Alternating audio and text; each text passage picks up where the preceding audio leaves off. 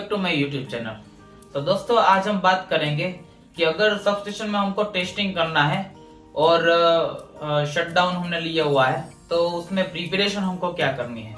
तो उसके लिए सबसे पहले जब भी शटडाउन या टेस्टिंग का प्लानिंग बनता है तो उसके आगे हमको कुछ पॉइंट्स लिख लेने चाहिए, यानी कि चेक कर लेना चाहिए कि सबसे पहले कोई भी वीसीबी में कुछ प्रॉब्लम आ रहा है, यानी कि अगर अभी स्टार्ट है वीसीबी लेकिन आगे कुछ प्रॉब्लम आया है और वो स्टार्ट हमने कर दिया है लेकिन हमने प्लानिंग किया है कि अगले शटडाउन में वो क्लियर करना है, तो सबसे पहले वो पॉइंट्स हमको लिख लेने चाहिए कि हमको ये वीसीबी है या SF6 ब्रेकर है, ये प्रॉब्लम है तो ये सॉल्व करना है। दूसरी बात है कि कुछ भी रिलेज का प्रॉब्लम है या कुछ भी प्रॉब्लम है तो उसके रिगार्डिंग जो भी पॉइंट्स है वो हम साइड में रखेंगे अभी लिख के, क्योंकि क्या है कि जब भी शटडाउन आएगा और टेस्टिंग शुरू होगा तभी एक साइड टेस्टिंग होगा तो दूसरे साइड आप वो क्लियर कर सकते हैं। तो उसके लिए दूसरा प्रिपरेशन क्या करना पड़ता है, तो सबसे पहले जो कॉटन वेस्ट है, जो कॉटन वेस्ट का काम क्या है, तो जब भी शटडाउन या ऐसा कुछ टेस्टिंग के करना होगा तभी उस ट्रांसफार्मर का जो बुशिंग है वो क्लीन करना पड़ता है टेस्टिंग में, तो वैल्यू आती है, वरना वैल्यू में डिफरेंस आएगा। सो सीटी पीटी सभी क्लीन करने के लिए कॉटन वेस्ट चाहिए और मैन पावर तो रहेगा ही। सो कॉटन वेस्ट है, फिर CRC स्प्रे है, WD-14 स्प्रे है। ये दोनों स्प्रे क्या है कि जो भी कुछ काट लगा हुआ होगा उस पे अगर आप मार देंगे, कोई बोल्ट खुल नहीं रहा है तो उससे बोल्ट वो खुल जाएगा।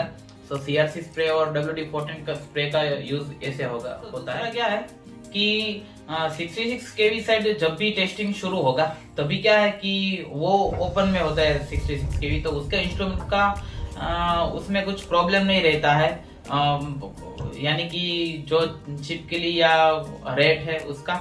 लेकिन जब 11 kV सेट की पैनल्स है उसके डोर आप ओपन करके वीसीबी बाहर निकालेंगे तो उसमें कुछ प्रॉब्लम रहेगा, ऐसा कि आगे आपने देखा होगा कि ये अंदर छिपकली चली गई है या रेट, उसकी वजह से काफी सारे बर्स्ट स्पॉट होते हैं। तो उसके लिए पाउडर आता है वो भी आप रख सकते हैं और नेपथलीन बॉल जो है वो रनिंग में आप रख सकते हैं। और दूसरी बात है कि उसी दिन आप क्लीनिंग पे थोड़ा खास ध्यान दें, क्योंकि पैनल का जो अंदर से क्लीनिंग है वो हो जाएगा। तो ये शटडाउन में एक मेन पॉइंट है। दूसरी बात शटडाउन में ये है कि अगर आपके सबस्टेशन में दास सिस्टम है और वो चल नहीं रहा है तो वो PLCC में आता है, यानी कि अगर ये वो प्रॉब्लम ऐसा है कि वो रनिंग में आप सॉल्व करना पड़ेगा, क्योंकि शटडाउन में वैसे भी ऑक्सिलरी रहेगा नहीं। अभी अब बात करते हैं कि अगर 2 ट्रांसफार्मर है और एक बस बार है तो शुरू में अगर टेस्टिंग करना है तो क्या करेंगे। तो उसके लिए अगर आपको एक लाइन और एक ट्रांसफार्मर का टेस्टिंग करना है तो भी आप कर सकते हैं, पूरा बंद करने की जरूरत नहीं है। तो उसमें क्या करना पड़ेगा कि 66 kV साइड का आइसोलेटर है जो बस के, वो हम ओपन कर देंगे और वो बस ओपन होगा तो इस साइड एक साइड का एक लाइन का आइसोलेटर आएगा और एक बस का आइसोलेटर आएगा, वो दोनों हम ओपन कर देंगे तो हमारी एक साइड पूरी आइसोलेट हो जाएगी जिसपे हम टेस्टिंग कर सकते हैं, लेकिन दूसरी साइड शुरू ही है। तो जनरली जो जेटको के सबस्टेशन होते हैं उसमें क्या होता है कि एक ट्रांसफार्मर एक्स्ट्रा इसलिए रखा हुआ होता है रिंग मेन सिस्टम में कि अगर कुछ एक में प्रॉब्लम आता है तो एक पूरा लोड आप ट्रांसफर कर सकते हैं, एक पे ले लेते हैं। तो जनरली लोड उसमें ज्यादा होता नहीं है, यानी कि 4 मेगावाट या 6 मेगावाट का लोड रहेगा तो उसके सामने 15-15 MV के 2 ट्रांसफार्मर रहेंगे। तो अगर एक ट्रांसफार्मर में भी 4 मेगावाट आएगा तो भी कुछ प्रॉब्लम नहीं होगा। सो ये सॉल्यूशन है कि अगर शुरू में भी टेस्टिंग करना है तो आप कर सकते हैं।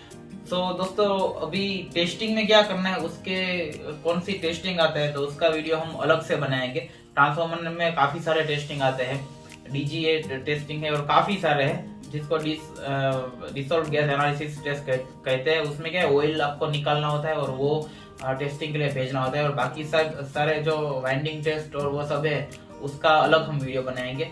तो दोस्तों ये जो मैंने आपको बताया वो है पूरी प्लानिंग क्या करनी है। तो उसमें क्या क्या चीजें रहेगी, एक नेपथलीन बॉल रहेगा, फिर कॉटन वेस्ट रहेगा, CRC स्प्रे रहेगा, WD-14 स्प्रे रहेगा, फिर वर्क इन प्रोग्रेस वाली जो टेप आती है वो रहेगा, फिर RYB और ब्लैक का जो वायरिंग टेप आती है वो, सेलो टेप, तो काफी सारे ऐसे मटेरियल्स है जो आपको एक साइड में रखने ही है। और उससे भी ज्यादा जो चाहिए वो है एक पेट्रोलियम जेली और दूसरा ग्रीस।